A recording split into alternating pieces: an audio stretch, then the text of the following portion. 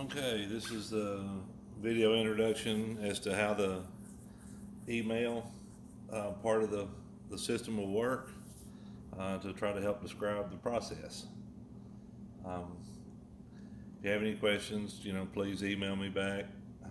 But the emails page, like this is the screen of the computer, will work basically like any other email as far as the options that you get and things like that.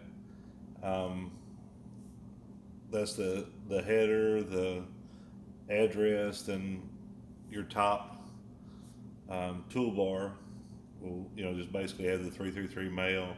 This will be your inbox. When you click on that, it will populate all the messages in your inbox. If you have any drafts, you click on that, it'll populate all your drafts. Sent mail, that's the same. Trash will populate it. 333 spam will populate your spam folder. All these folders will be in um, order of time, being the newest one first and down, or if they wanted to, invert it or do some other kind of filing. But really, the default should be the latest email first. Um, the biggest thing I want with this system is for it to be simple, simple, simple. As few button clicks as we can do to manage this operation. Um, in this, we're going to assume that this is your list of emails from your inbox. We have email sender one. That would be the title of whoever's sending it, like Bass Pro Shops or Walmart, any of that stuff. Email sender two would be, again another title, and so far, so on down the list. Um, for email sender one, he is in the inbox. Like I say, be it whoever sent it to us would be their title here, and their information grabbed so that we would be able to file it based on that, or what server they came off of, or their .com address. Um, the time would be listed as to when you got the email, and then you would have a green check mark, which would be switched on or off, and then a red 333 button beside it. This is going to be a quick reference so you can scan down through your emails. This email sender one, the green check mark is highlighted, which means that the user of the email has identified it as a friend by clicking on that, which means that any emails that email sender one sends will come through no matter how many times it's been blocked off of any other user. Email sender two is not been identified as a friend or foe. Therefore, the green check mark is gray or black, denoting that it's just a random email that has not been culled by the 333 system. There is a button there, so if it's a junk mail, whatever it may be, you could click on that. It would immediately drop this email to your 333 spam folder and identify it to the network as being a spam. This spam folder would be communicated back to our main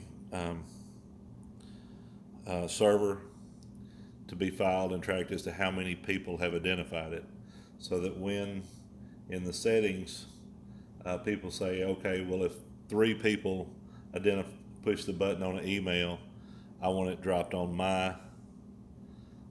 from my in list directly into the spam folder automatically. That spam folder will be categorized, by time, the same as a trash folder or anything else, so that people would be able to reference it later. So, like if they were looking for an email and it had been blocked because it wasn't identified as a friend, they could click the 333 spam folder. It would populate the list, and then if they found the email at the time that they wanted it, all they would have to do is click the green button. It would instantly become a friend and return to their main inbox. And that server or sender would be unable to be blocked, no matter how many times it was blocked on the network, because it would be identified as a friend to the user of the email. Email sender 2, like I say, is not identified. 3 is identified. We get repeat emails from the same sender. So like here and here, it's categorized by time. So we got one on Sunday, we got one before Sunday, and because they are green checked marked, they all come through.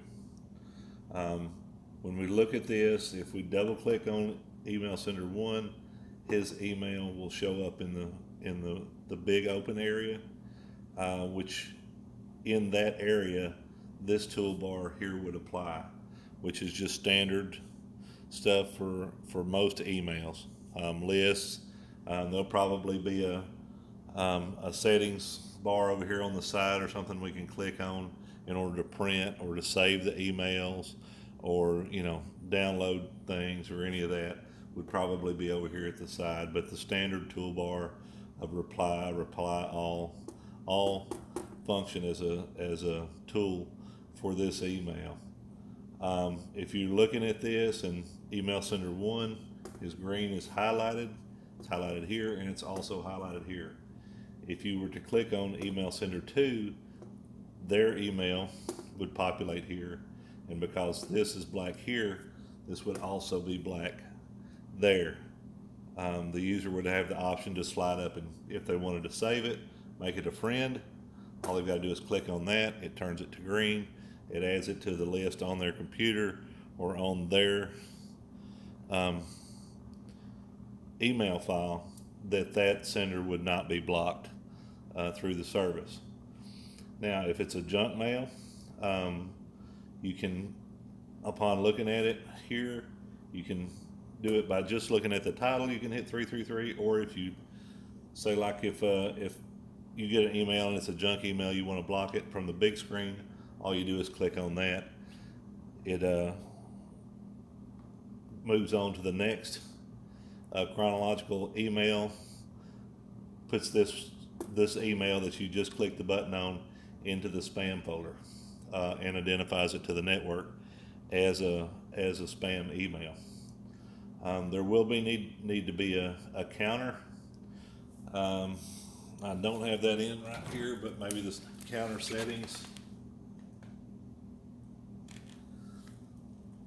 Maybe a counter settings button where the identified email, so that people could click on that and they could say, okay, I don't want any emails that more than 3 people have identified, or 5 people, or 2 people would probably be the default. We want to make it very intense off the get-go so that we can suck all these junk emails off the service and let the people that are paying for this stuff actually use their tool rather than being bombarded. The whole point of this is so that people can use their computers and not have to file through all the junk mail and things that clog up their world, so that they can do what they need to do without being bombarded. There will be a mass mail button on the user's equipment. Because of the way the patents are written before us, we cannot block those at the network level. It has to be up to the user. What we're going to do is provide their email with the number of how many times that mass email has been sent out. So that, say, like, if it hits 1,000 emails at one time, and this person is elected to do their mass, or turn on their mass email, and say they've got their threshold set at 200 or 400, it passes beyond that, and then is automatically thrown into the 333 folder as a junk mail. The friends list, again, will be a where you'll be able to click on it and retrieve all of your friends' emails. You'll be able to retrieve your spam emails. Also, the trash folder. As we go across here, we see the trash folder.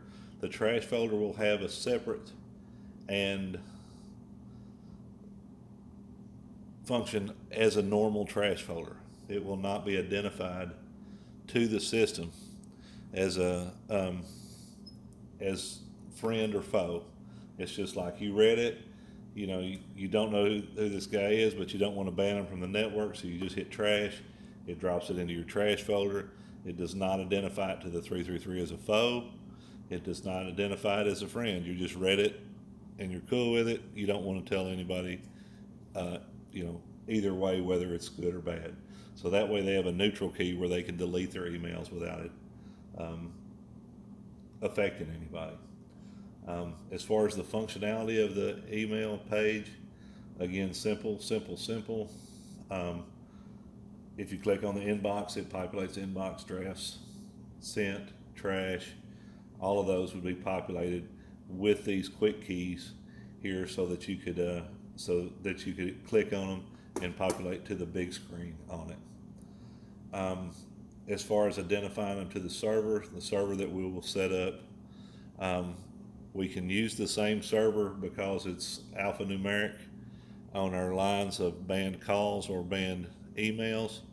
They'll probably have to work between the two systems, but there's no reason that the same server couldn't serve as the information post for the emails and for the call blocking system. The call blocking system that we're talking about, when you hit the 333 button, it identifies it to the network. Any two people on the default setting, it goes directly to, it drops them directly into a voicemail. The network that reports those numbers, and those numbers being stored on the device for quick reference, those numbers could be updated from via Wi-Fi or anything else, because there's so much storage available, and it's not really a big deal to do that. When we talk about the email, obviously those would be left on the person's home server if that's possible. I don't have I don't have the full vocabulary for this, unfortunately, so we would like to leave the emails on theirs just for storage purposes. If they want to download them and keep them on their computer, that might be an option. Y'all will need to talk to me about that. But for the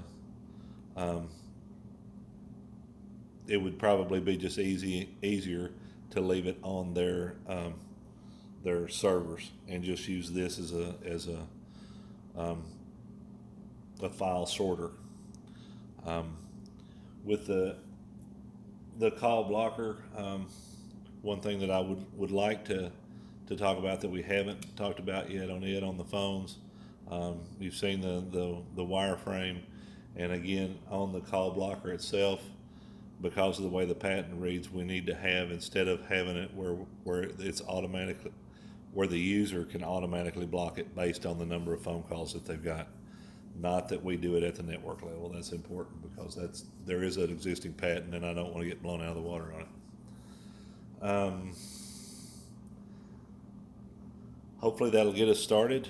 I'm going to start putting together a screen of what the sorting page would look like for a server, in order to verify subscription status with folks. My thoughts on this would simply be to have a spot where they put their phone number in. It sends a message to their phone and verifies it, and then it comes back to it, so that we know that they paid the subscription for the 333, and it turns on their email call at the same time. Y'all have got much more experience in that, so you're going to know all the security things that we need to do in order to make that as simple as possible, and in order to make it defensible. Obviously there's going to be a lot of people trying to take this thing down, so we will need to have it fairly secure, and in a position where from the master page that we can reset it if somebody comes in and cuts their legs out from under us. A master reset where we could reset